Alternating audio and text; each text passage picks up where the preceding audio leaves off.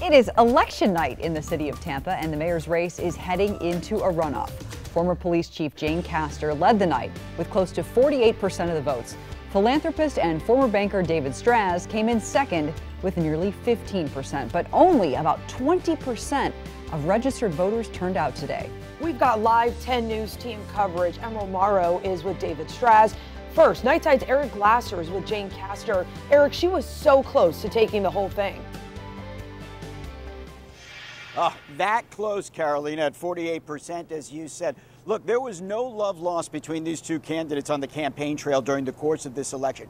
Now that the field is actually narrowed, we can probably expect to see as much, if not more, of the same. Jane Castor, as you said, very close to that 50% mark that she needed to avoid that runoff with Straz. Castor took to the stage about an hour and a half after the polls closed tonight. She thanked her family and her supporters. And while Castor vowed to keep her campaign positive, she knows that her now head-to-head competitor, David Straz, has already aired some negative ads and has been critical of Castor on the campaign trail.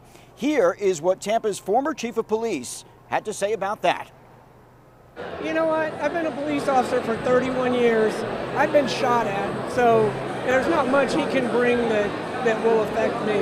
Again, I'm going to stay focused on what my abilities are and what the issues, how I'm going to address the issues that are of importance to our citizens. Castor wrapped up her comments by reviewing some of the planks of her platform, if you will.